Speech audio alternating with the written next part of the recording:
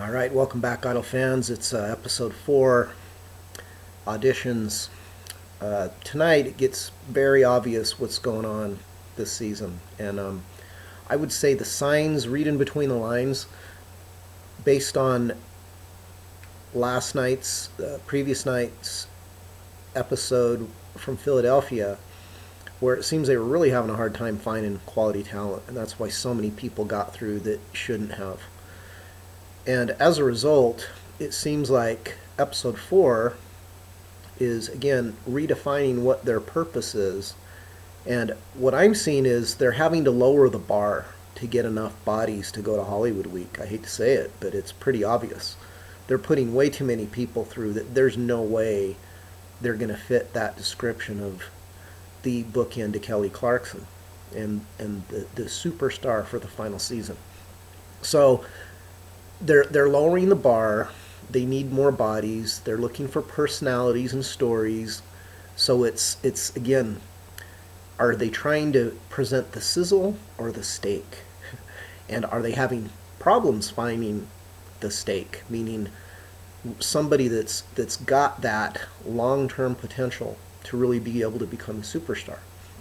Okay, now what I'm going to try to do tonight is explain why some of these people I don't think are going to make it, even though first impression says, hey, they might have what it takes.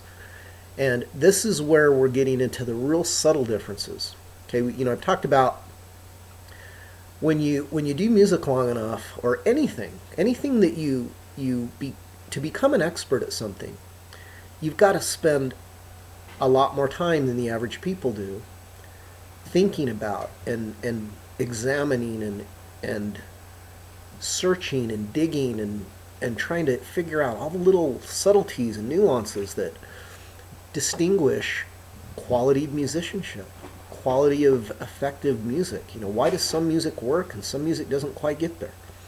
That's the thing I'm trying to solve, is the gap between those two things. And so let's apply that to what we're hearing tonight. Okay, now one thing I want to say that I do like about our judges, when they are able to make their own decisions and give their contributions, we've got some great musicians on this panel. Even J-Lo is actually got a pretty good ear. I'll give her credit. There's comments she makes that are musician level comments. I'm sure there's a lot of stuff she doesn't understand. But guess what? Between Keith and Harry, they probably have the bases pretty well covered. I trust that they're a good enough judging corps that if they had full freedom to cast for the show, it would be different. Okay, the producers, I can guarantee you I do know that's how the show works. The producers have already seen everybody. They know who they're strongly wanting to be on the show, because again, the producers know if there's 2 or 3 people that are kind of similar.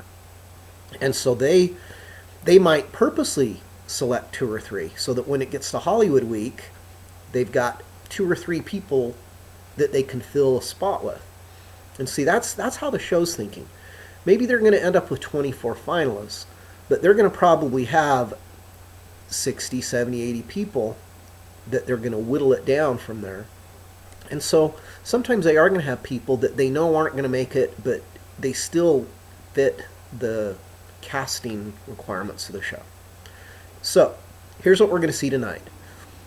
They're going to lower their standard, and you'll hear Harry once in a while saying, well, I just don't see you being the next American Idol. I don't think you have that potential. Versus, well, we need another person for Hollywood Week, or hey, this person's got a great story, let's put them through. All right, so let's jump in. Okay, the show starts out, some more nice little family moments, bring in some fans that reminisce who some of their favorite contestants are. And then we quickly show that we're in Denver. There's been a beer festival. Who knows what other kind of festivals are there in Denver those days. But at this point, we're getting ready to be introduced to some more Utah folks. Go Utah!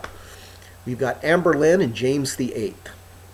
And what I think is very quality comments Let's put it that way from the judges.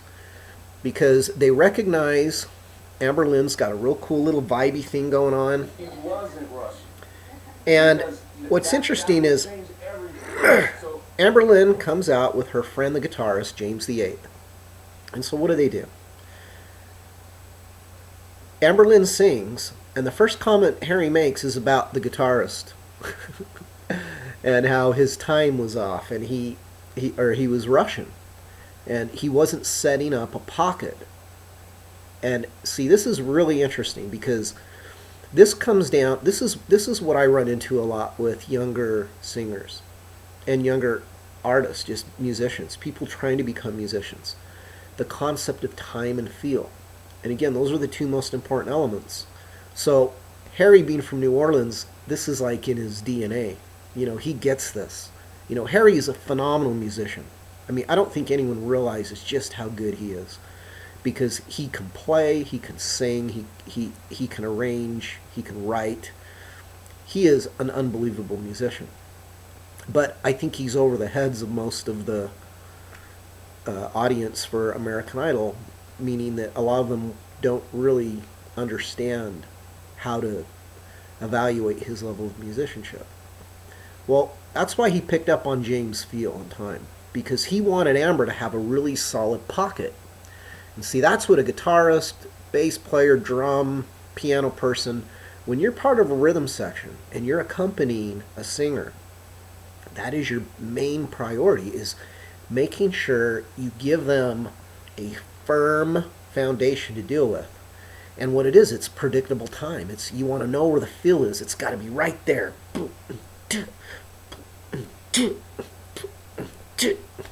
You want to know right where it is so you can feel it. Because see, this is where this comes in.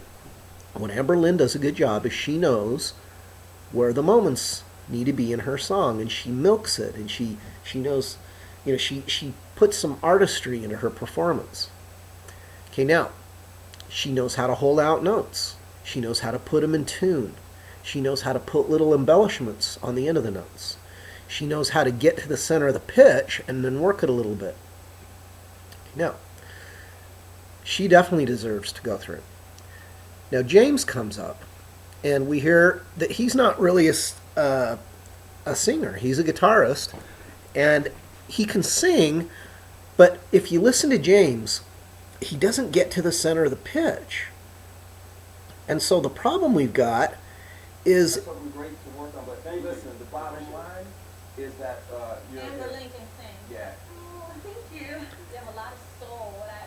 What we have to look at is Amberlynn definitely has a musician type of approach to her artistry. James, if you listen to him, when he sings, he doesn't get to the center of the pitch of his notes. He doesn't hold any out. He does a lot of bluesy, cool ideas, but it's more embellishments. He doesn't actually sing.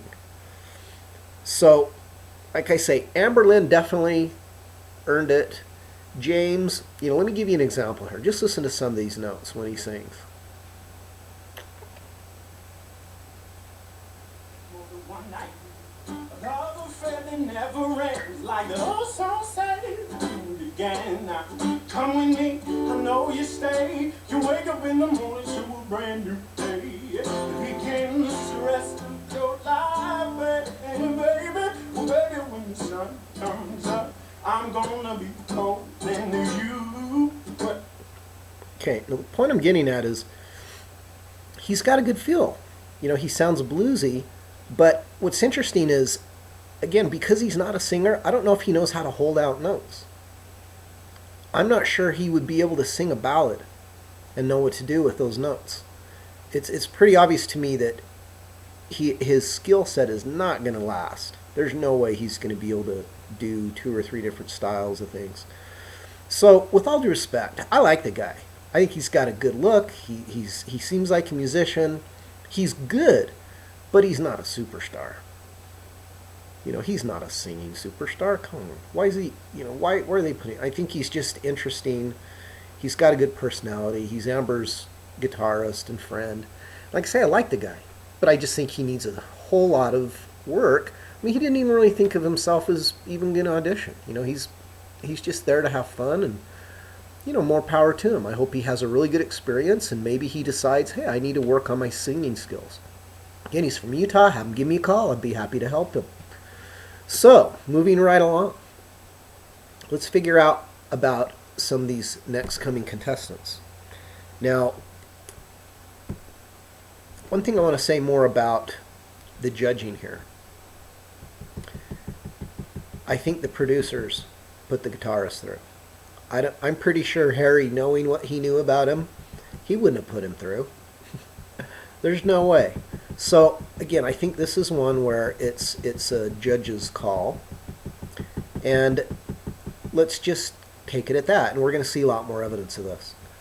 Okay, now someone who, if anyone, they might have put through, this Emily Weirs, the auctioneer girl. Okay, now what's interesting about her is she has the image, and she doesn't have the skills yet, but I think she has the potential. So what's interesting, I would have thought they might have put her through even though she was weak in the singing. But here's what it is. She's also someone that I think is just, she hasn't developed her musicianship yet. It seems to me that this is another thing of the, we've talked about the barriers of the music going in. Okay, there's input where the music comes in you digest it, you understand it, and then it comes back out. Okay, well, when it comes back out and there's stuff missing, well, to me that usually means they didn't understand it well enough when it was coming in. So for example, maybe they understand the words, but they didn't really listen to the melody completely. So they know the melody, but the little nuances, the little ways that you end your phrases. When it's a pretty long note, you need to keep it nice and smooth. Your vibrato can't be inconsistent. It has to be consistent. The little waves that you put in the vibrato. And what I felt with her is she's getting about 80% of what she needs on the output. And so what it boils down to is when she's listening, it seems to me like it's not quite getting deep enough in her, like in her soul. It's about 80%. And so she's got to learn how to listen to get that extra amount into her so that when she sings, it'll come out. So for example,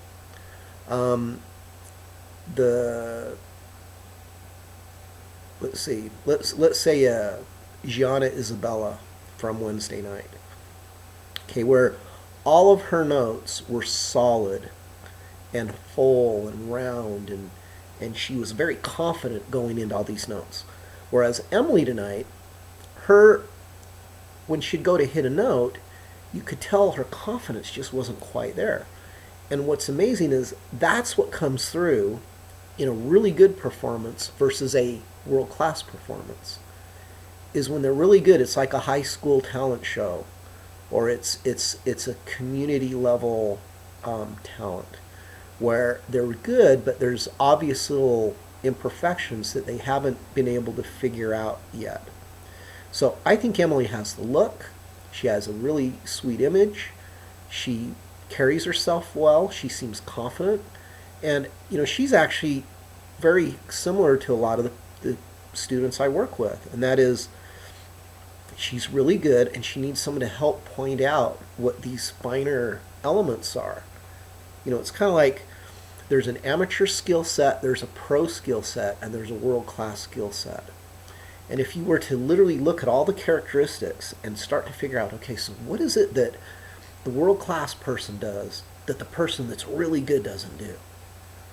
And it's confidence, it's owning the moments. It's knowing exactly how to maximize the emotion of the moment. See, Emily doesn't have a clue about that stuff yet. And it's okay. It's understandable. Most of these contestants probably don't understand this stuff. The ones that just do it, that they just feel it and they don't know that they know how to do it right, those are the ones that probably have the potential to make it all the way. So I'm looking for those. There have been a couple that could possibly become that. Emily is someone who, too bad there aren't a couple more years, because I think she has a lot of potential. I could see her being a Carrie Underwood in the making if someone can help her just learn. She's just got to dig deeper in her soul musically so she gets to that zone. She's not in that zone yet. I don't think she knows how to get there. That's one of the things that I do when I work with students is part of the first session goal is figuring out how to get them into a new zone that they haven't been in before. Or if they have been in there, they don't know how to get there on purpose.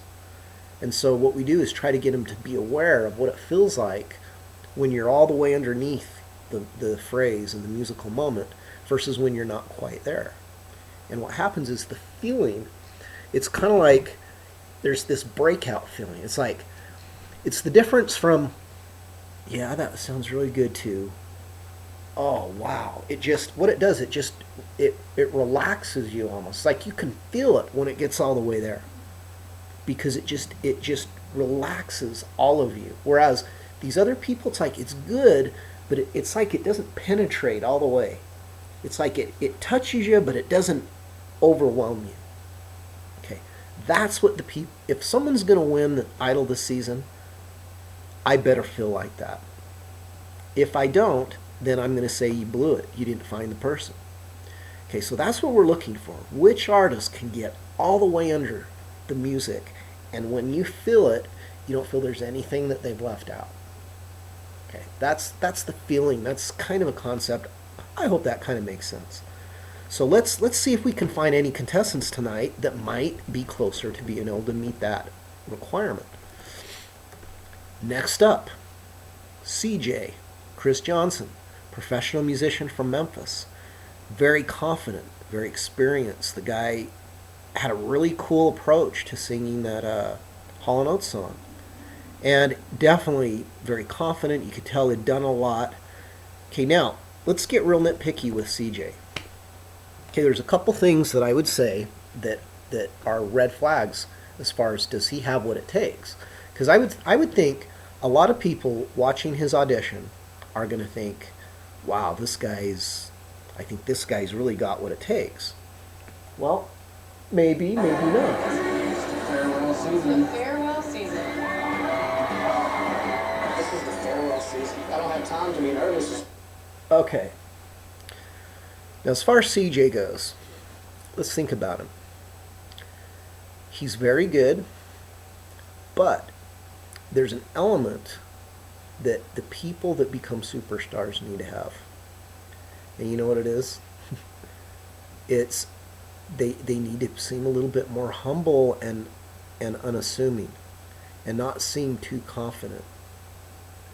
And so with CJ, he reminds me a little bit of like a Blake Lewis, who was on season 6 the year before David was on. And with Blake, he was someone that they thought might be able to win the whole thing because he was a creative musician type and he could arrange and write and beatbox as well as sing. And he had a lot of skills. However, there was a feel about him that whole season that he was a little bit too sure of himself. Almost like an arrogance that came through and I think turned off people. So with CJ, I'm not saying that he's coming across like that, but I can tell that real experienced, confident, full-time musicians sometimes have a hard time being sensitive to the subtleties that they need to develop to be successful in this kind of competition. So with CJ, can he warm up? Can he humble up and get really sensitive to these little elements? I'll tell you who did it better than anybody. David Cook. Because he was that kind of musician when he came in, but he realized that he had to grow.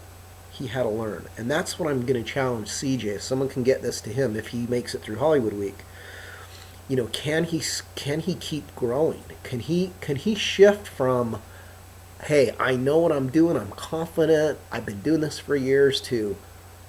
I do know that, but you know what? This is a whole different animal. I need to be completely open to this new environment, to this competition like environment where people are judging me and comparing me to all these other younger, different style, think of La Porsche and a CJ. How would you even compare them? They're so different. So CJ's got to figure out how can he really capitalize on his skills. Is there something he can discover within himself that he can make unique, that stands out from everybody else? That's what I see as his challenge. Can he be more than just a really solid musician? Can he find something within him that makes him so unique and that stands out from everybody else? Contrast is what's the key here. I don't know if he's going to be able to do that. So, again, I really respect him musically. Just can he dig deep enough and be creative enough to evolve and grow when he's already at the level that he's at? Okay, so that's going to be the challenge for him. All right. Next up, one of the coolest personalities, one of the most natural, raw, likable kids you can imagine, Ethan Kuntz. He comes in and he does a traditional Delta blues, old, T-Bone Walker, Stormy Monday, legendary classic song. I mean, we played it Wednesday night. We had a jam, big jam the other night, Wednesday night here in Sandy, Utah. And we had a vocalist come up, and we decided to do blues, and that's the blues he wanted to do, Stormy Monday. So I actually played on that tune with him, played a blues solo myself. So I love the tune, love the blues, the feeling, the depth of soulfulness that comes out. So we got Ethan, he comes up. How could you not just love this kid? He's so real, he's so honest, but he's so young. Okay, and to think that anybody thought that this kid was ready to go through. Okay, this is one of those situations where, again, it's just casting for the show. He's such a likable personality. But for anyone to think that this kid is going to develop in the next several months to become a superstar, no way. But I see why he's on the show, and he makes sense to me. I just don't know if I'd have put him, I don't think he was even close to being Hollywood worthy. The way he sang his song was good, but if you notice, each time he sang the verse, it was kind of the same style. So he needs a lot of just maturing, and that'll just come from playing. But he's very, very young. He's not ready for this. And again, I think the producers made this decision. I don't think the judges did. Again, look at when they look at their notes and they're reading, and sometimes you can tell they're just smiling and going along with things. Okay. So again, love the kid. There's just no question that he's not ready. All right. All right. Back to Little Rock, where 15-year-old Ethan We're in Little Rock again. hangs in the balance. It is kind of interesting that we're back to Little Rock because I guess Philadelphia just didn't thanks, man. produce So enough. Outstars, that's okay. I think you have immense talent. Let's listen to the reasoning here. What's interesting here is I think you are ready. I think some people are born ready. I'm gonna say. this is one of those discussions which I think it seems like it was honest, but I still think the producers had already made the decision. And so they wanted to create some drama. So okay, let's have Harry say no and J-Lo say yes, and then let's have Keith not really want to say yes, but at the final moment he just goes ahead and just has to give in. Okay, so this one's scripted pretty well. It almost seems like it's genuine and they really are making this decision themselves. But I think you can still tell that it's the producers that are making this decision. So as a result, great kid, but there's no way he's ready. I mean, he wasn't even close. So I still think this is a producer call. And I'm in the middle. I think your voice is so good, but I don't think that you're ready. I'm so torn. You're not ready, but I'm going to put you through anyway because it says so on the card. The producers want you in. Okay? That's exactly what happened. Okay? Here's a perfect example where Keith Urban doesn't want to say yes, but on his cue card it says, yes, we want this kid to go to Hollywood Week. Okay, that's my opinion, but it's pretty likely that that's the situation. Okay, now let's look at this next contestant, because I think we've got another Just found the guy for them. I'm here. we've got another example where we're going to find somebody that is good, but are they good enough? And again, we see the judges debating and trying to figure out how good is this girl. Well, let's decide ourselves. She's got a good voice, but again, let's just look at the problem that we're dealing with here. Here's another example of someone that's good but not great. There's no way she's going to have the level of professionalism needed to become a superstar. And so, again, I kind of feel like they must just really, they must be having a hard time finding the talent that they need. And if you look at it, there's a couple people that fit this category. An outlet that I can express myself. Matter of fact, the next several contestants. It's almost too crazy to even think about. We're gonna do a little American Idol hot shot, all right? I'm gonna have you co-host with me, all right? Okay. So we're gonna do it. Are you Let me ready? just say, I know Harry is a this is another example of. So I got a few things planned for the judge. Okay. Let me just say the next several contestants, I think all are very average, and I don't know why any of them really made it through.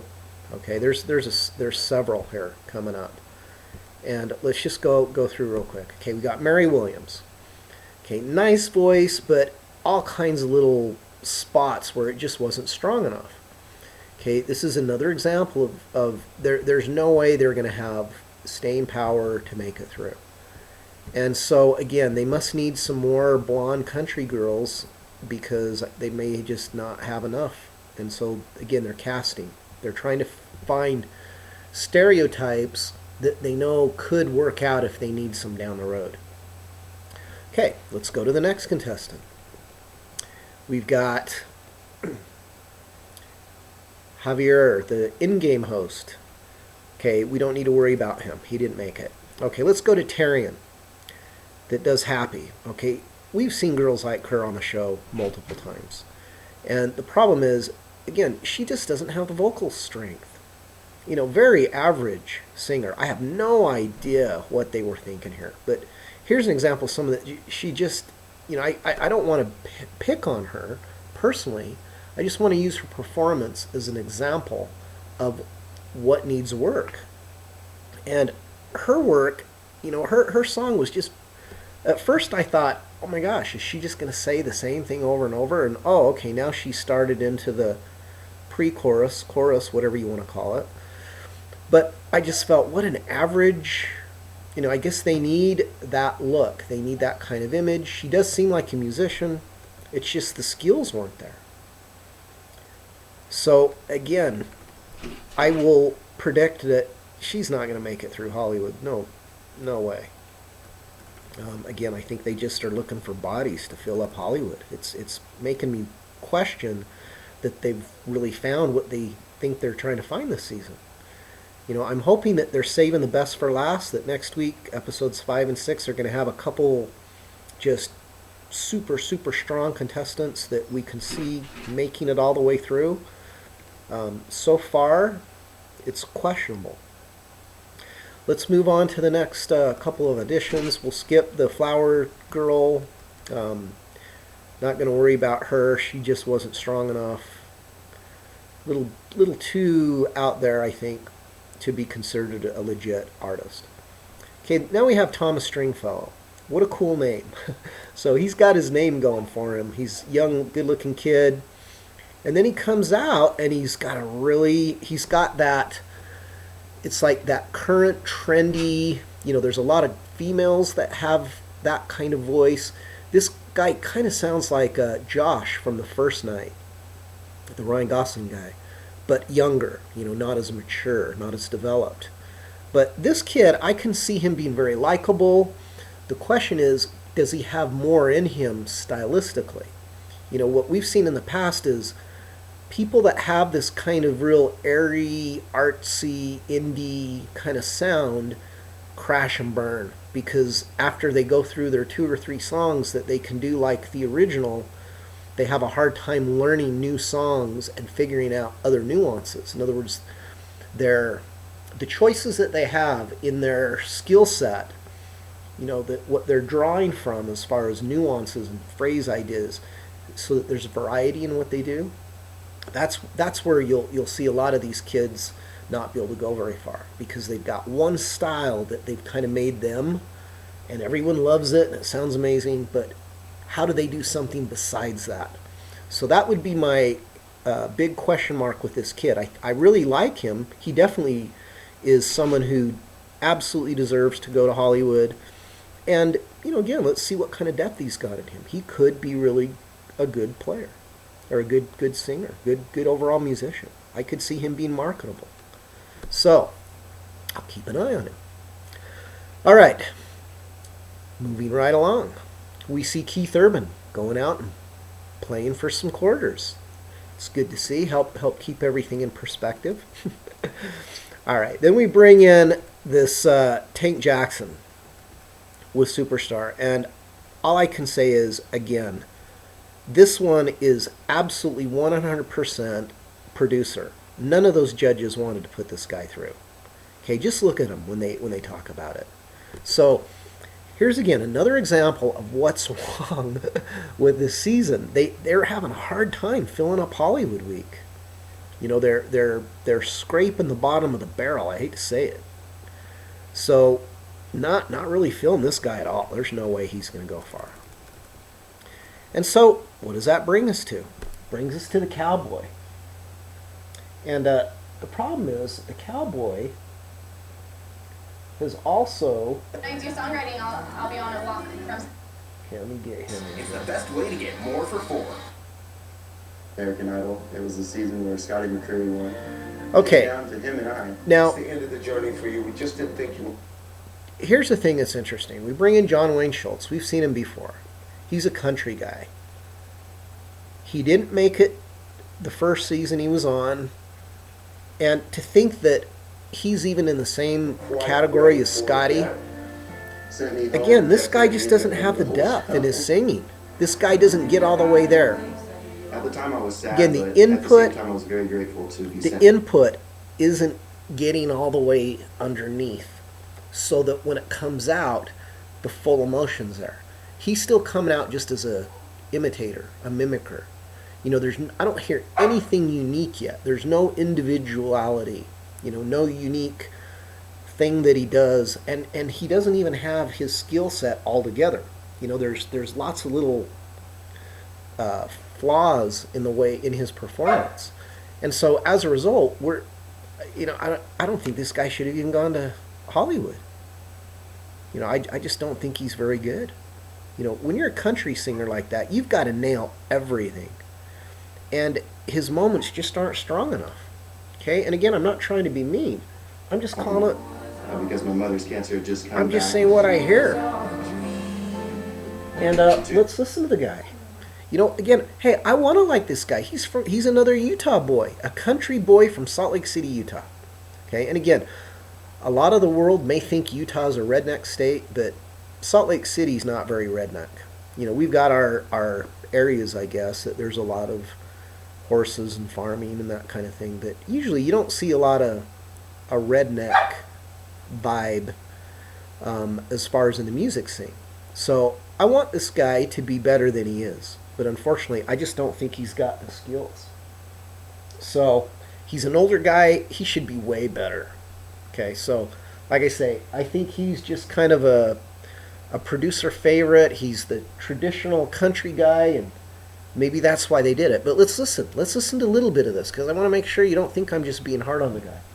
But I want him to be good, but he just doesn't do it.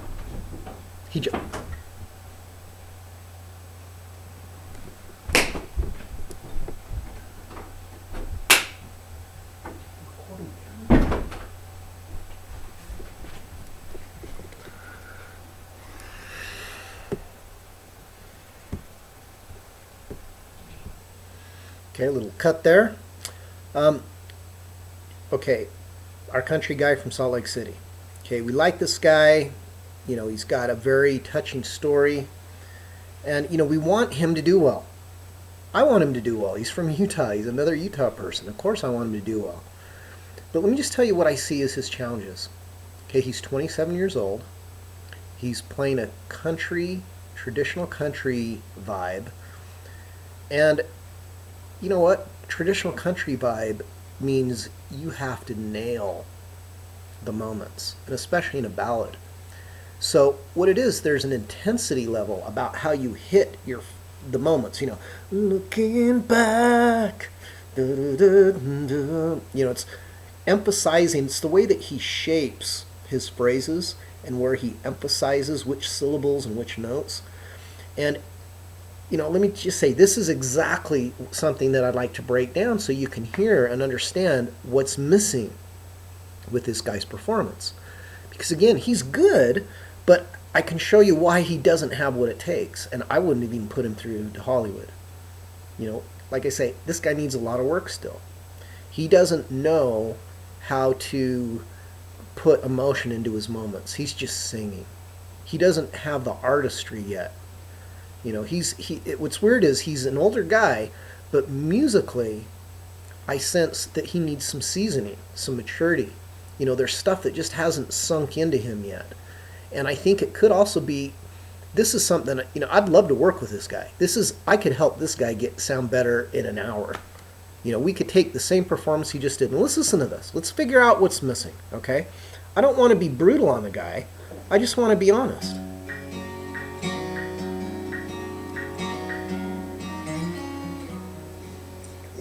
Okay, first of all, he messed up. He messed up in his guitar, and that was the intro. You know, it's like one of the chords, it's like it bled over and the note didn't feel right. So already I'm feeling, whoa, that didn't sound right. So now he already threw a red flag at me, and he hasn't even sung yet. Okay, so now let's listen to his singing. On the memory of the dance we shared. Okay, the dance we shared. It wasn't even in tune. Okay, and it's, you know, the dance we shared, you know, the dance we shared. You know, I'm going to exaggerate to make the point, and that is, he's got to build those phrases. There's got to be ebb and flow. Like, you've got to feel like, da, da, da, you know, da. Like when you have a phrase like that, it starts by you throw it at the audience and then you take it back. You pull it back. There's got to be ebb and flow. You know, you got to feel it coming towards you, and then you got to feel it being taken back. It's like breathing. It's like the tide. Okay, he doesn't get it. That's what I'm saying. This guy, I think it would, like a light bulb would go on in this guy's head, and it would make him sound so much better. But it just sounds to me like he needs a better mentor. You know, one of the problems I see is a lot of these contestants, you can tell that they're just raw, and boy, just somebody that knows how to point out little things and just help them become aware of things. You know, getting good at music is about little adjustments along the way. It's not like major things. It's like little teeny things that you do over a period of time that increases your proficiency. Makes you just, it's like the moments are just immaculate. You know, you are trying to perfect the moments. And that doesn't mean it has to be technically perfect. It means it needs to be emotionally perfect. You know, so that's a hard thing to define, but that's what this guy's missing. You know, his emotion, he's not creating enough intensity and contrast in what he's doing. And as such, I don't feel anything. It sounds good. Okay, for a moment. Okay, me, the not singer. For a moment. Okay, for a moment. Again, I'm not a singer, but I'm trying to get the point across. That's for a moment. He's got to make that meaningful. Like, I didn't feel anything. He just keeps it too generic. The world was right. it's nice and pretty, but How could I have known that you'd ever say goodbye? And now I'm glad I didn't know. okay. And he didn't even get to, and you got to get to the center of that pitch. You got to get to the center of each note, and he just, it's kind of like that. It's like, it doesn't matter if he gets to the center of the pitch. Again, that's the difference between a real artist and someone that's just a singer. Okay, this is a good example of good versus great. Okay, let's listen to some more. The way it all would end, the way it all would go. Okay, the way it all would end, the way it all would go. See how, the way it all would end, the way it all would go. You want that. You want more emotion. This is a touching, powerful, moving song. And I feel like this guy's given me like 30% of what I need emotionally. Okay, so let's keep going. Oh, our lives are better left to chance. Okay, are better. He doesn't get to the pitch. Are better. It's like he just kind of goes for it, but he doesn't make sure he hits it. Okay, a Carrie Underwood, a real quality, a Brad Paisley, a George Strait, a Keith Urban. Heck, they're gonna hit that note. A better, no. Okay, and there's got to be more extreme in the dynamics. Like, I feel this guy absolutely missed all the opportunities he had with this song. This was a perfect song. He just didn't get into it enough. He didn't deliver the emotion of it.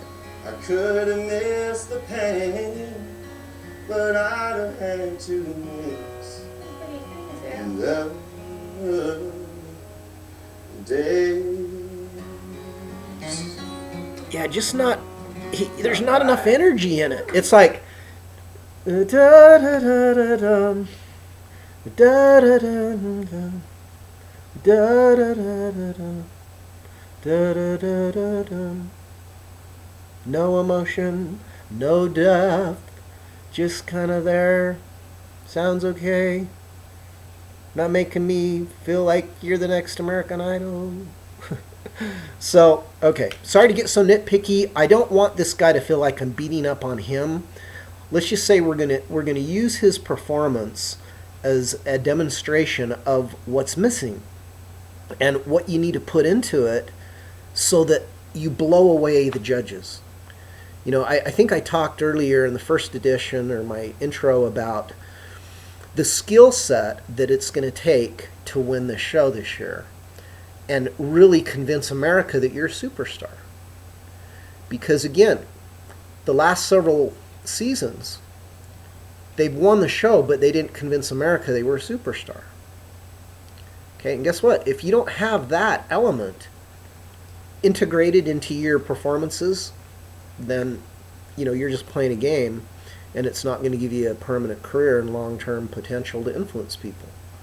I think you're gonna be a flash in the pants, and you're gonna be done before you start. Like a lot of the people that have won these shows, and X Factor and The Voice. Where are all these people? Who are the stars? Who are the superstars today? A lot of them haven't, and they're fantastic artists, but are they marketable? Can you see them really being? Does America believe they can be a superstar? Why did Kelly Clarkson work? Why did Carrie Underwood work? What about a Jennifer Hudson? What about a Daughtry? Let's figure out what is it that what is it they have, and do our current batch of contestants have those same abilities? That's what we're looking for. Do we see that? Okay, John Wayne Schultz. I really like the guy. Very likable. But his skill set is so young for a 27-year-old country guy. He sounds like a 15-year-old. And he's got to learn his guitar better. You can't play an intro where you mess up notes in the intro. So, with all due respect, I wouldn't put him through to Hollywood. He's not going to last long. And if that's as best as they can find country-wise, no way is that guy going to be a superstar without a lot of work. So, let's move right along. We'll skip a couple of the questionable ones, and we'll get down now to the 15-year-old Jennifer Hudson lookalike, Jordan Simone, singing Who's Lovin' You. Okay, now again, this girl's got some talent. She definitely has a great image because she seems way older than she is. She has a really good presence about her, and you know, she's you know, don't want to be rude here, but you can see her being just very easy to work out a little bit and thinning out just a hair. Okay, I'm sorry I'm being judgmental, don't want to offend anybody, but this is reality, people. This is how the record labels, the entertainment world is going to think like this. Okay, so again, she just needs to lose a few pounds. I don't care if she's 15, 25, 35, 55. It will help her. It will help her image. Okay? Now, second thing is, she's got a very strong Jennifer Hudson look. But how strong is her voice? Is it strong enough? That's what...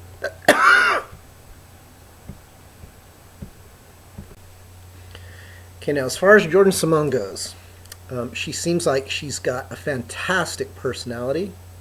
She seems very confident. Obviously, she's someone who has always been probably treated as being much older than she really is. She's got a great vibe about her, but you got to watch out. She's got a dad, and you know how dangerous dads are when they're with their minor contestants, what problems dads can be. So she's got a dad that wants to help guide her and help her, and he probably can help her. But at the same time, I know what it's like to be a dad that has opinions when you're on one of these shows. And I'll tell you right now, the producers don't like it. Because, you know, dads are a distraction. Because they want to do things, and they see things that could be done differently and better, and they realize that, hey, wait a minute, you know. And so dads are, they're problem solvers a lot of times. They're looking at this differently. So I don't know how this girl's going to do, but it's good to see a fellow dad that's music oriented and has opinions, and let's hope that it doesn't cause her any problems. Okay, so let's go ahead, and I'm going to do the same thing we did with John Wayne Schultz. Okay, let's just listen.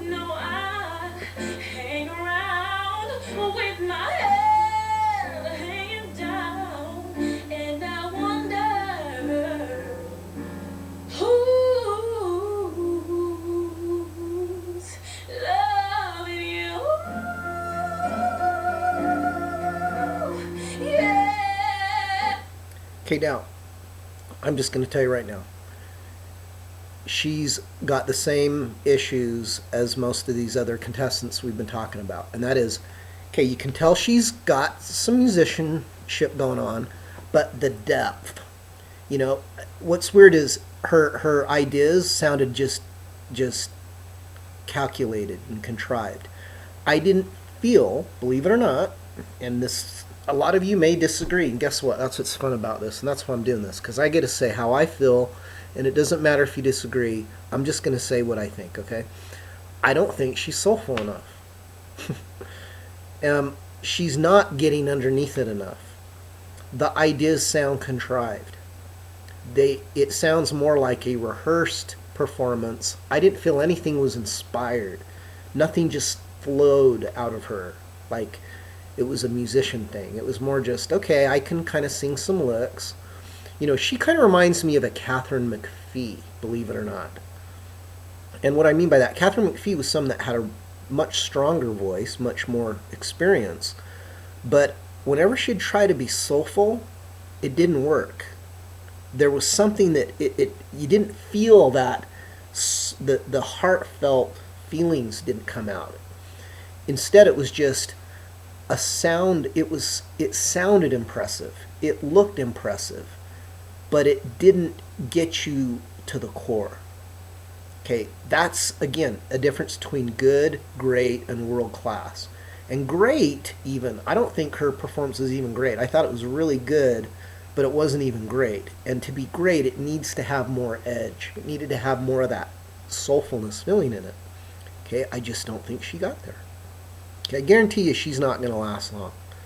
She just doesn't, like you can tell, she doesn't know how to hit those big power notes. She doesn't have the support yet. She still needs some technique. You know, a lot of just basic technique things. And also the way she's processing. You know, I think she needs to learn how to listen to get the music in deeper.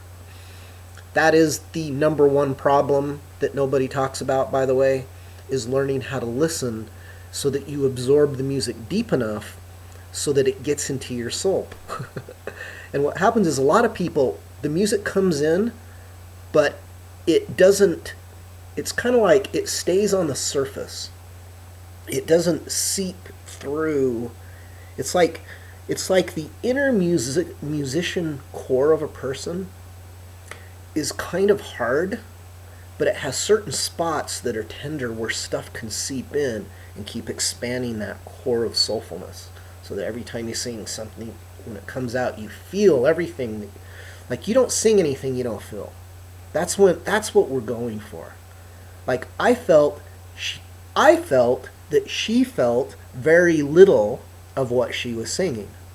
I felt she was acting it rather than feeling it. Okay? That's how I judge people. That's really my biggest thing. To tell how good someone is and their potential. How deep do they dig? How much of their soul comes out when they're performing? That's what it's about. Okay, this girl needs to develop more soulfulness. She needs to listen to more gospel, R&B, but really listen, really dig deep, really get underneath it. She's still kind of on the surface. All right, so I'm being hard, but that's what my job is, right? You don't want me to be, oh, she's such a cute girl and she's got such potential, and she really does, but she still has a lot of work. I don't see her skill set matching her first impression. So again, I don't see her making it all the way. She's definitely someone that's going to have some opportunities probably, because I think she's got a good look and a good vibe and good image. She could be marketable. You know, a younger Jennifer Hudson. You know, so let's see what happens with her.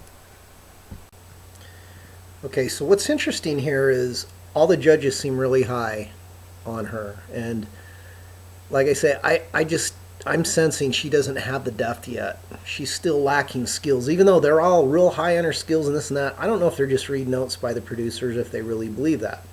That's one of the things I'm having a hard time discerning now, is there's times when you can tell they're just going along with the producer notes. There's other times when they really are thinking seriously. But, you know, pay attention to these next couple that we're going to look at, because, okay, here's a situation where the show introduces a couple new contestants, and you get two contestants kind of crammed into half of a time slot. So at least they got some exposure. They're sending everybody through. Okay. My sentiments exactly. Why are they sending everybody through? This is Little Rock. Back to Little Rock after being in Denver. So I'm not sure exactly what's going on here. You know, why they split it up, and maybe there were so many that came out of Little Rock and only a few that came out of Philadelphia that they had to split up Little Rock across 2 episodes, and Philadelphia, they couldn't even fill up a 2-hour slot. I don't know. Maybe it's just, maybe there's other variables, but let's just put it this way.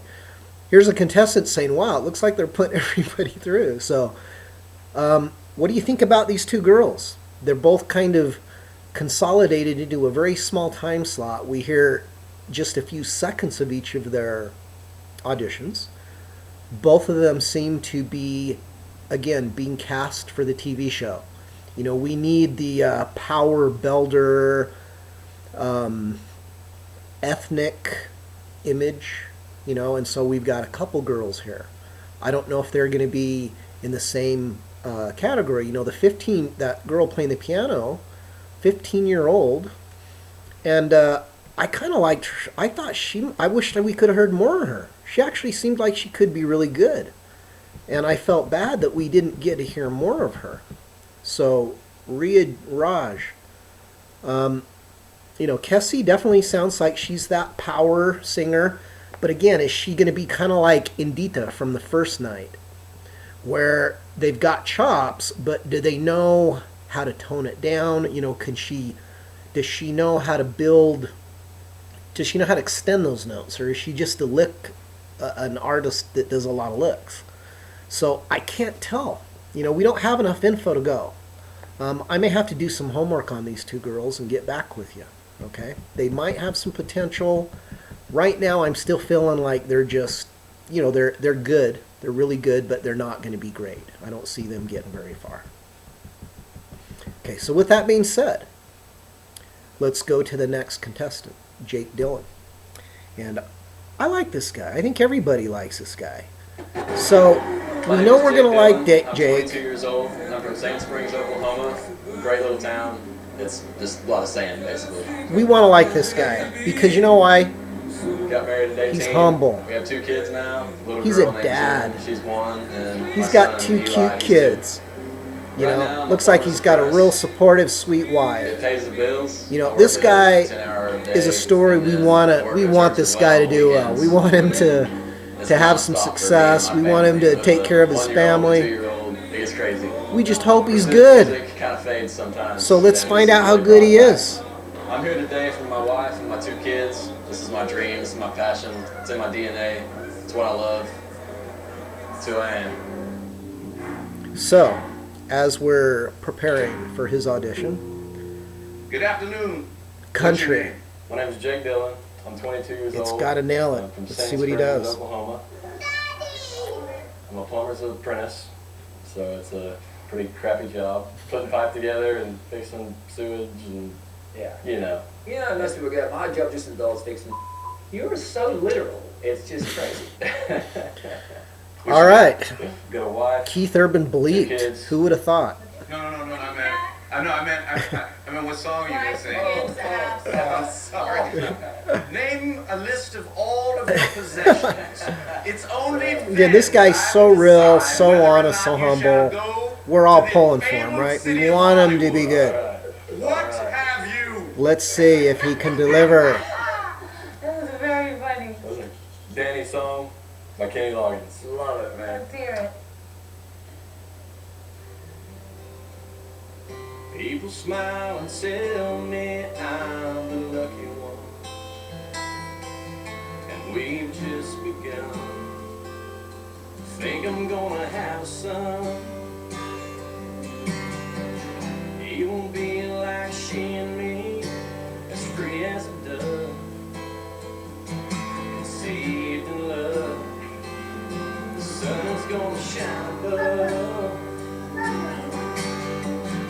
Even though we ain't got money, I'm so in love with you, honey. Everything bring a chain of love. And in the morning when I rise, you bring a tear of joy to my eyes and tell me everything's gonna be alright. Okay. Good song. So, let me just say though, this guy sounds like the people that I go hang out with, and we just have like, it's just a sing-along with a bunch of friends that all play the guitar. And none of them are professional musicians.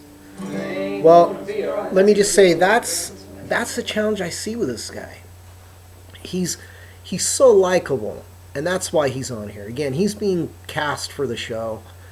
But again, you can tell he's just a guy that's got an okay voice, but I just don't feel the depth there. You know, I want this guy to get good and be good enough that he could take care of his family and be successful. I think he's got the heart. I think he just needs some work. You know, he needs to develop his musicianship. And again, he needs to get the song in deeper, so when he extracts it out from him, there's more depth. You know, I still feel that his range. Okay, here's another thing that we want to look at. Okay, if we've got 1 to 100 on a volume level versus 1 to 3. So we have 3 volume levels, we have 10 volume levels, 1 to 10, or we have 100 volume levels. Okay, realistically, we want to have at least 5 to 10 different dynamic levels as well as intensity levels. What's the difference between dynamics and intensity? Well, dynamics is really both, but let's call one volume and we'll call one intensity. So one is just how loud and soft it is. Okay, so sometimes it's just, you know, and ain't got money. It's like the way that if you look at the way a melody goes, most of the time, the notes that you emphasize are going to be the higher notes. When you go up, you increase volume as you go higher, and then you bring it back down a little bit as you come lower. So,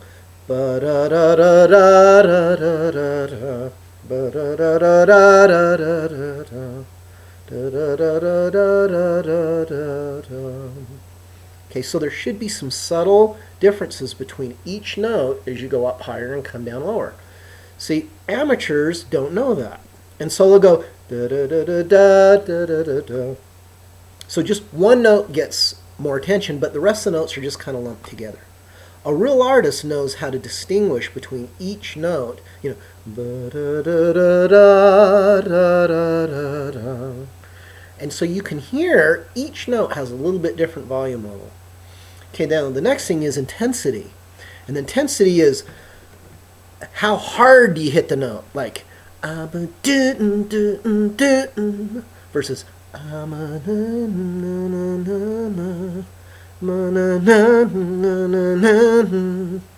so there's an intensity, and also you want to have contrast. You know, it's like when a singer goes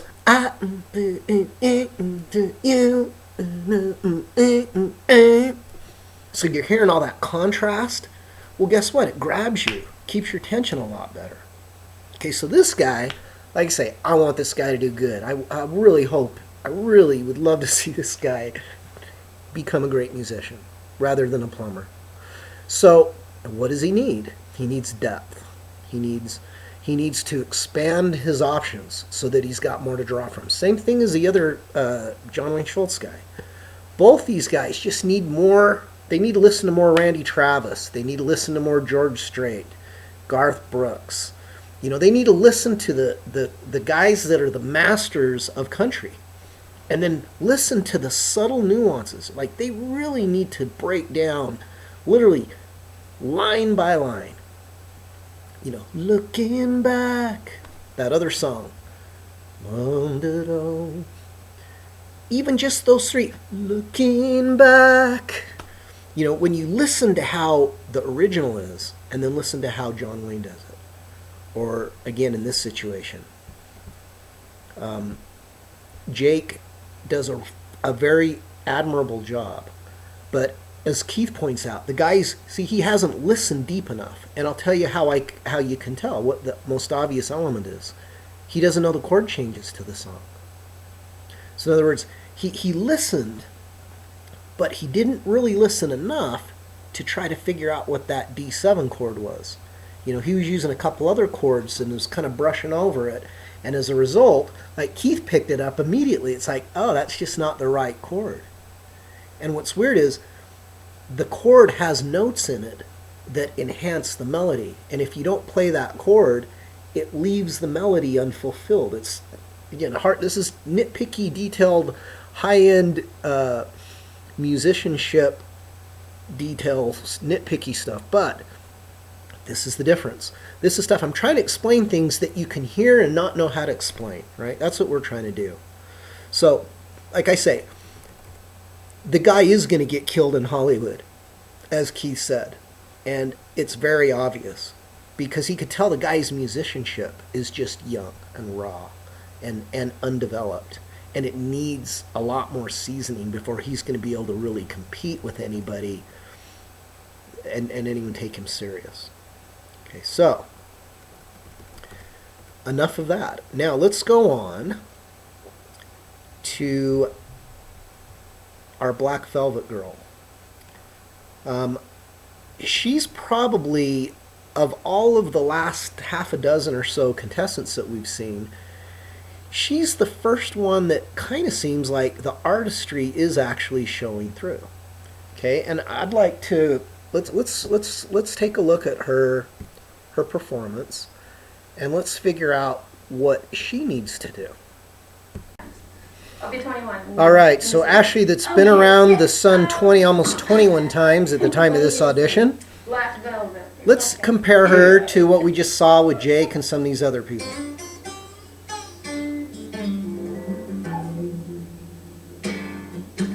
Mississippi in the middle of a dry spell. Jimmy Rogers on control of Mama's dancing with the baby on her shoulder. Sun shining like molasses in the sky. Like velvet in that little boy's smile. Like velvet with that soul southern style. And your religion that'll bring you to your knees. Velvet, if you please. Great song choice. There's a few things in there I really liked. You made some nice choices with the melodies, but Okay. I just felt like I wanted a tiny bit more from you to output from your soul, as maybe you would say. What was going through my mind, beside the fact that you're absolutely beautiful and very, very interesting, is that you don't really fit in anywhere. I noticed that quality more than anything else. I like that sort of mystery there. I love the way you play guitar. It's cool. That was a great song to do, and the kind of way you walked in is the way you play. Really cool. It's very 20 times around the sun kind of thing. I liked it, actually. Shall we vote? Yes from me. Okay. I would say I needed a tiny bit more from you, sweetie. I'm going to say no today. Okay. I'm going to Okay. say you need to get that chance to show. That's totally bogus. All right. The producers told her to say no. Okay, I don't believe J-Lo would have let those other people go through and have to think so hard on this girl who had so much more depth of musicianship in her than any of the last 5 or 6 Ashley takes her island vibes contestants. to Hollywood. Keith is sharing some Outback vibes with the judging room. Just, if you really think of it, No. just her actual, when she started playing the guitar, compare that to the John Wayne Schultz guy. Compare that to the Jake Dillon guy. She played, there was so much feeling in what she was just playing on the guitar before she even started singing. Now, I do agree with J-Lo that there were a couple moments where it's like she didn't quite capture what the mood was calling for. Okay, and this is a concept of, like, when you're learning your song and you're putting together your arrangement of it, and you're going through line by line, word by word, syllable by syllable even, because sometimes there's a huge difference from syllable to the next syllable. That's what she needed a little bit more of in a couple of those spots. But the nice thing is, I think she can get there. Now, is she too quirky to be able to last through Hollywood? Probably. But I'll tell you what, of everyone we heard tonight, Amberlynn was good at the beginning. I think she's the next best for sure. And she might even be better because I think she's more marketable. How many Hawaiian famous artists are there out there? She's got the uniqueness element covered in spades. Her whole vibe, that real relaxed, laid back, hippie girl from Hawaii. And I think she's quirky. I'd like to see what she can do. I mean, she's someone I think is definitely a real artist. It's just, is she open? How workable, how easy is she going to be to work with? Is she too far out there? But again, her artistry I love. I think she's great. Of life, but now it's just materialized and manifested. Okay, so Ashley's going to make it through. So as Ashley takes her island vibes And to Hollywood, Keith what's is fun sharing here some is Outback vibes with the judging room. there's more musical moments about this than you think. Listen to You have a this. straight accent? Not really. Not really. No, I can't. I can learn accents really well. Like if I sat there and they showed me how to do it, I'm really good at like that. Hey, yeah. How you going? Hey, yeah. How you going? That's pretty good. No, if you teach me, I can. But it's not like I can do an English accent. I'm like, I bet. Oh, yeah. oh yeah. That's pretty good. See? See? Say? Yeah. Yeah. Yeah. Yeah. That's it, Jenny from the Outback. Jenny from the Outback. Hello? Okay, so as Jenny from the Block transitions to Jenny from the Outback in Australia, and I'm not going to claim that I have an Australian accent, but here's what's interesting. Guess what? The same exact skill set that they were just showing there is what you do with music. In other words, you want to get the little nuances. That's exactly, what's funny is what you just saw the judges do, and J-Lo says, hey, if someone teaches me, I can learn it. I can't just pick it up. Guess what? Right there is the secret to getting good at music. I mean, I'd like to make a whole video on just that. Because what she's talking about is learning to listen to details. Okay, if you think about it, what are we talking about? Everything that we're talking about. The reason I'm doing these auditions, it's trying to help you pay attention to details and know what little details matter and which ones don't. Okay, what I'm showing you is some of these things really matter.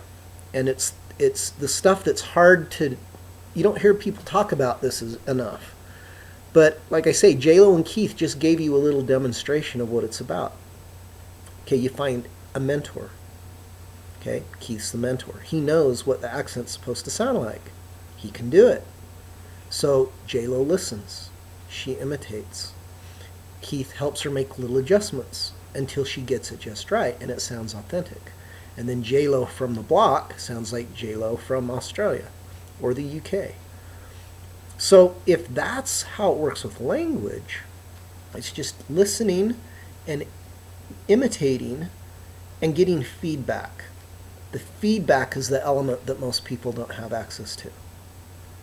Okay, the reason David Archuleta was able to be at a way more advanced musicianship level was because even though we didn't realize it, when he was a little kid, we were able to make little adjustments. We didn't have to wait for a voice teacher or some expert to tell us because fortunately we understood enough about music. And again, I think I knew quite a bit about music. And matter of fact, I think I know way more than most people about music, and I'm kind of an expert in a lot of these areas.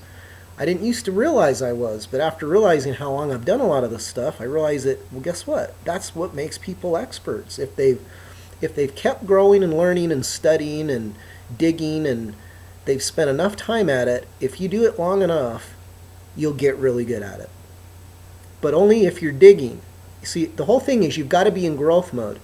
One thing I've noticed is, as I've come back into the music world as a musician, where, I took about 10, 15 years off to go do stuff with my son.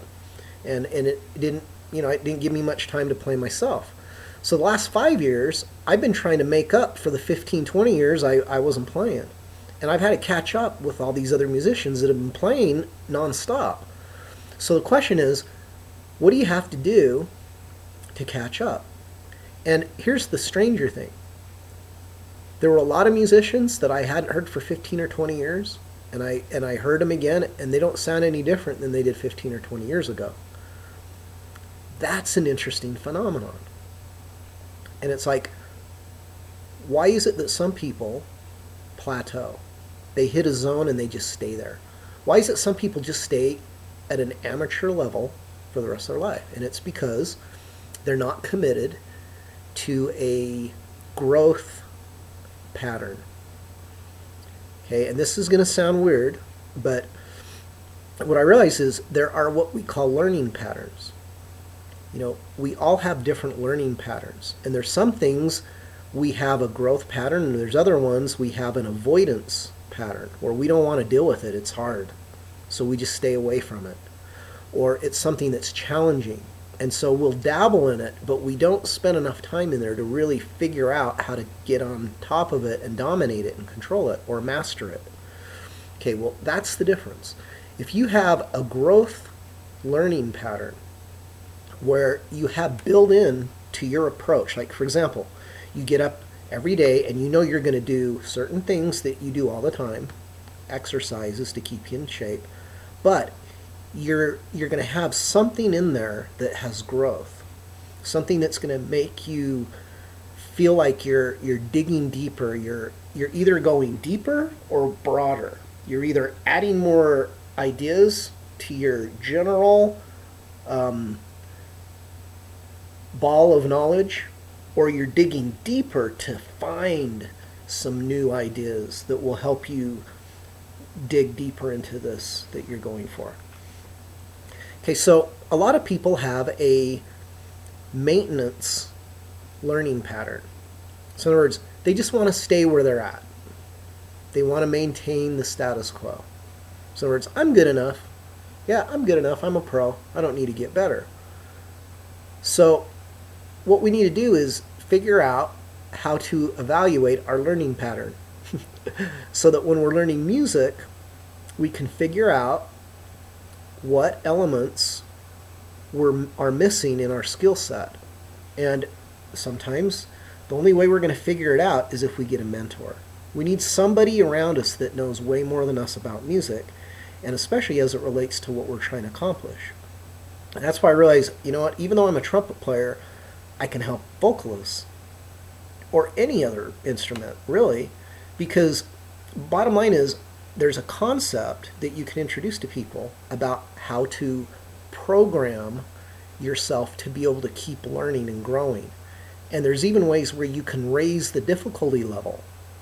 Okay, it's kind of like, let's say that we're a gymnast and we're trying to figure out who we're competing against so that we know how difficult the maneuvers are that we're going to try to do.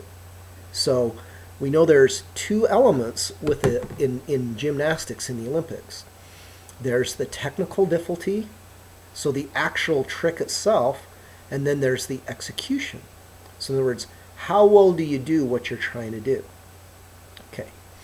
And so if you pick an easy trick and do it perfectly, that's great. But it doesn't overwhelm us. It doesn't wow us. It's like, well, they're good, but I'm not blown away. So you need to raise your difficulty level. And then when someone does a very high difficulty level and executes it perfectly, we're blown away. Our emotions we can't contain them. You know, we raised our feet. We're overwhelmed. We're thrilled. We're impressed. Exact same thing with music. You know, we're trying to figure out an average moment and raise the quality of that moment. And once we've got that moment figured out, let's do the next moment. So what we're doing is, let's just say this. Let's look at a lot of these performances tonight as being like a 6 or a 7 or an 8. They need to be 9s. You know, I'm not going to call hardly anything a 10. So, but they got to be in the 9 or better range. And so the only performances that I felt have been in the 9 range tonight have been Amber Lynn and Ashley. All the rest of them were like 6s and 7s. I don't even know if I'd give one an 8. Well, yeah, CJ. CJ I would give an 8. I'd even maybe give him a 9. But potential-wise, I don't know how he's going to one-up what he's done already. That's the thing with him. So, again, which of these artists have the most likelihood of being able to grow beyond where they're at? And that's why I'm just eliminating most of the people we've seen tonight, because I can just tell they don't have their growth pattern isn't strong enough.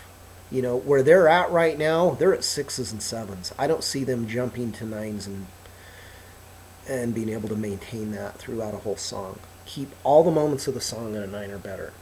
I don't see it. Let's go to our next contestant, because again, I think here's our next question mark. I'm good, and you? Good. Doing great. My name is Andrew. I'm 20 years old, and originally I'm from New York because I was born there. Again, a lot of these people are just interesting stories, you know. Some kid born in the U.S. moves to Russia, grows up in Russia, and hey, guess what? I'm a U.S. citizen. I guess I could still apply for American Idol legally. So why don't I fly to the U.S. from Russia and try out? I've been watching since the early childhood. So the guy even has a Russian accent, which is really cool. He's an American citizen that has a really strong Russian accent. So, interesting guy, good story. But let's see if he's good enough. When in the shadows and the stars appear, Very dramatic. and there's no one there to dry your tears, I could hold you for a million years to make you feel my love. I've known it from the moment that we met. No doubt in my mind where Okay, you belong. this is kind of like the Broadway sound. I go hungry, I go black and blue. His licks don't sound very good.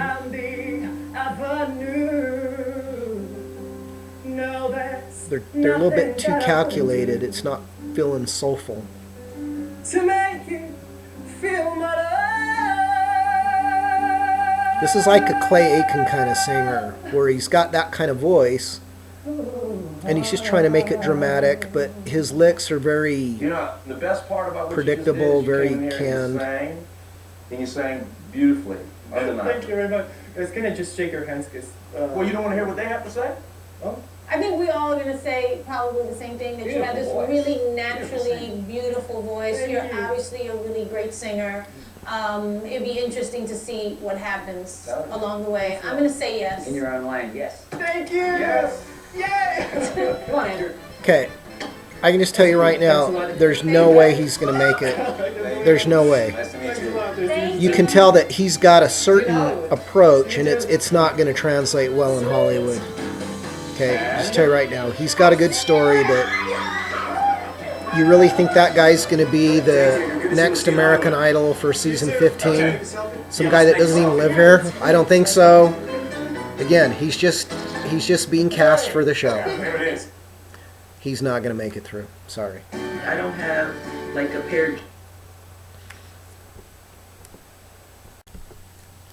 All right, so this leads us to our final contestant of the night, and I'm sorry that this is such a long review, but I felt there were some issues that we should discuss. Okay, now let me just tell you first of all about this guy. As far as story goes, he's got exactly the right kind of story, because this is again the core of, I think, who's watching American Idol. They love these humble, farmer, kind of real rural, just honest, humble folk. And here's a guy that you can tell he's just a good guy. And you can tell he's just a humble guy. And so you're hoping he's got some skills, because his story, I mean, come on, this is a perfect story. And, you know, he's portraying those beautiful values that, you know, conservative values that a lot of people don't seem to appreciate anymore. And the statement he makes about blood is thicker than water, but love is thicker than blood. I'd never heard that. I'm sure it's probably a famous saying. I'd heard the first part, but I hadn't heard that last little part where you add love is thicker than blood. And what a beautiful, you know, just story of a guy that falls in love with a lady and takes the kid under his wing and realizes that the kid just needs a dad, and, you know, he considers himself his son, the dad, and the kid his son, and you can just tell they've got a real special bond.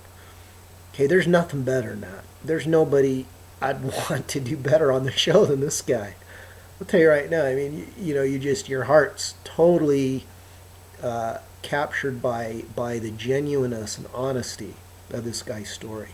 So, you know what I'm talking about, like CJ, that I didn't feel, and maybe he does have some humility to him, but like, you want to see that. It's really important to see that so that they're, you know, you want to pull for him 100%. You know, season 6, Blake Lewis versus Jordan Starks in the final. And, you know, Jordan definitely was just phenomenal. But I felt like Blake, the whole season, was always working way hard to try to prove what he could do. And there was always a little ego that made it harder for people to want to embrace him. So, Elvie, you know, the last contestant, everyone's going to want to embrace him. This is the perfect story. So, can he sing? That is the question. Can he back it up? And you know what? Connection with him. It's beautiful. Blood's thicker than water, but love's thicker than blood. I've always felt that way, and I will always love him as if he's my son. Do you want to meet J-Lo and Keith and Harry? Yeah. You don't even know who they are, do you? Yeah. Today, man, I want nothing more than to make my wife and son proud. I want to come out of that room with that golden ticket and see a smile on their face. Let's go, baby. We're going to win, ain't we? Let's see this guy sing. You know, a good hug, And too. just before he does sing, you know, one thing I want to mention is just think of all the things I've been critical of in this episode and all the things I've tried to point out that these other artists weren't quite doing and getting there.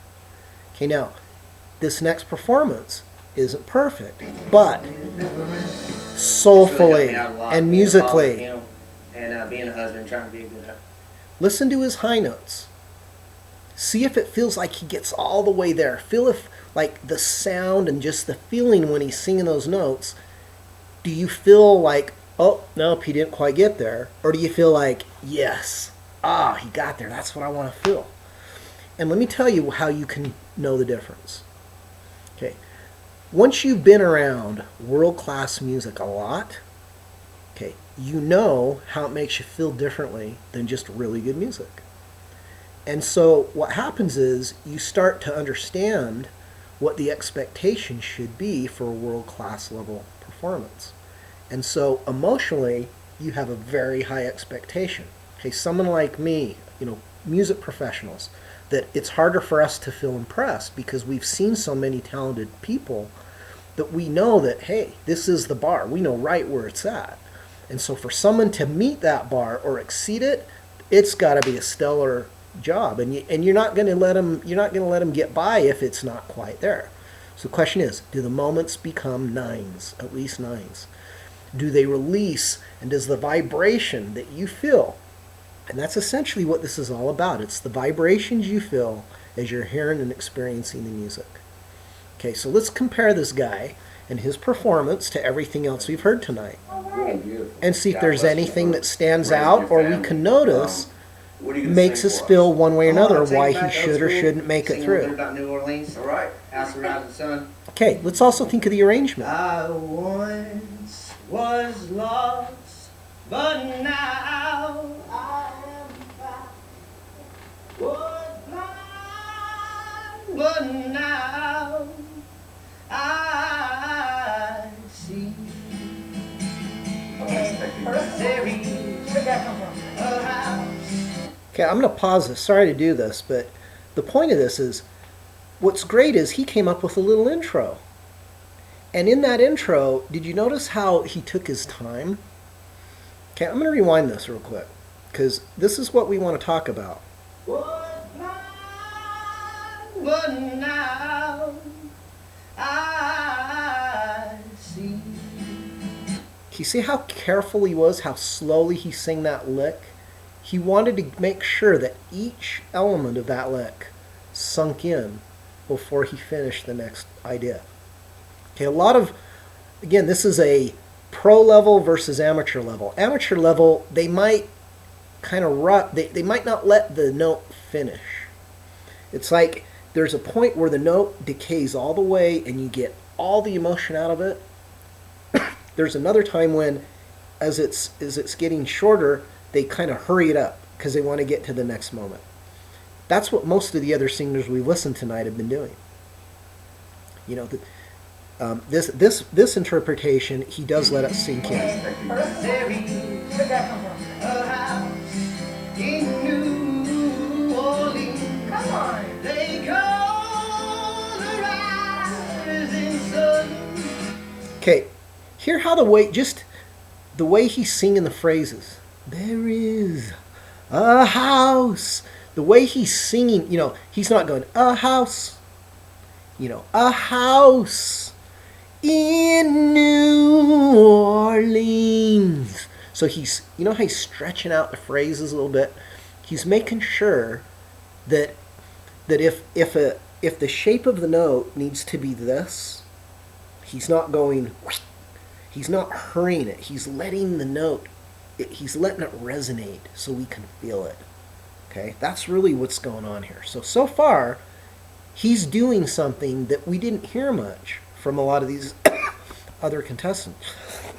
The other thing is, the way he has structured his song, choreographed it, his arrangement, it's the integrity of it, so far it's cohesive. Like that little intro fit, and it was something no one expected. It's like, oh cool, he's doing a little intro before he starts the song.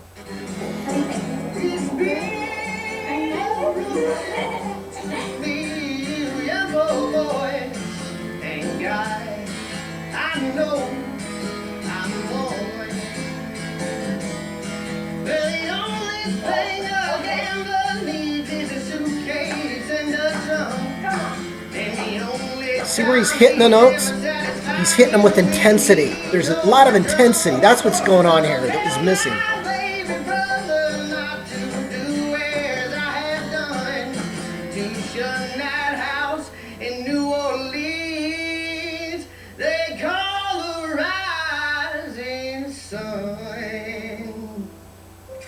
So like sun, you know, sun. That's the word, sun. Sun. You know, that's how you milk a note. You turn it into a moment. He didn't just sing the rising sun. No, it's sun. It's like you turn it into 3 syllables. You know, different vowels in there. Okay, well, guess what? That's what you do. So, as far as connecting to a song, deconstructing it, reconstructing it with your own personality, he did exactly what you're supposed to do on the show, in my honest opinion. And that is, he matched his personality and his skill set with a vehicle that he could make his own. And then the way he delivered it, everyone was on just like, oh yeah, you got me. I mean, he was interesting from the beginning. You know, he did something, it wasn't expected. And I was fascinated, I was captivated the whole time. So, again, we'll give the show credit. This was definitely the right contestant to end the show with. The sad thing is, there weren't a lot of impressive contestants the rest of the night. You know, most of them had their flaws. You know, Amber, CJ, and Ashley are the only ones I think have any possibility of making it through Hollywood Week. And even then, they've got some issues that are going to be challenges for them. So, that's the end of episode 4. 2 to go. I'm sure they're saving some of the best for last. Doing a quick review of episodes 1 through 4. I'm seeing maybe a dozen contestants that are interesting. I can see potential top 24s. I'm sure some of the ones that are hopefuls are going to bomb in Hollywood and surprise everyone that they're not even going to make it through, and we're going to be shocked because right now we think they're unbelievable. So that's the fun of American Idol. Again, thank you for patiently going through this with me. There was a lot to talk about tonight, and I'm also really hoping that you guys will ask me some questions, some comments, things you'd like to see.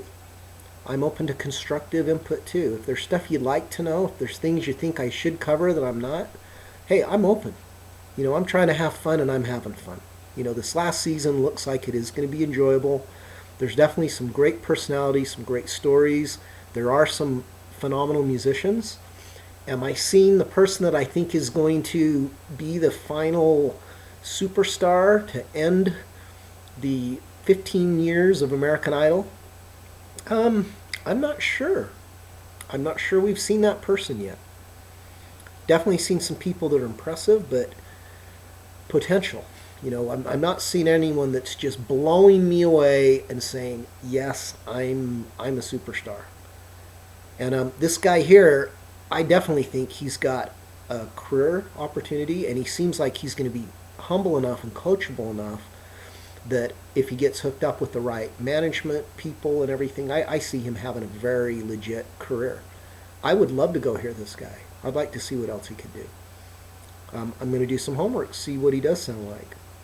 And I think that's what I'm going to do. I'm going to do an in-between episode now, before the episode 5, where I am going to go through and research some of the people that stand out that I think could be good.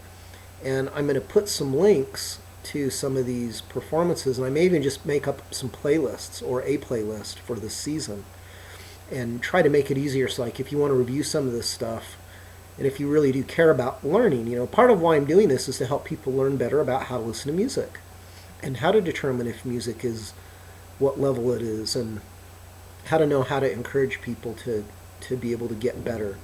Because ideally what we're trying to do is get better musicians so that we have better music, so that people are able to feel greater impact and feelings through music.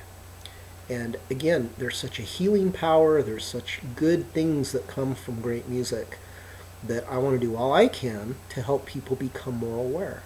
Because if you think about life, life is about, the more we become aware of things and understand things, the more we appreciate and get joy and satisfaction and meaning out of it. So that's what I'm trying to do here with you guys with music, is help you get more joy and satisfaction and meaning as you listen and experience music, whether it's just as an audience member or as a performer. And I hope that everyone will try to find a learning pattern that they can create as a system to help them learn about anything in life, not just music. So I'm signing off for now. Thank you for hanging in there with me, and see you next time.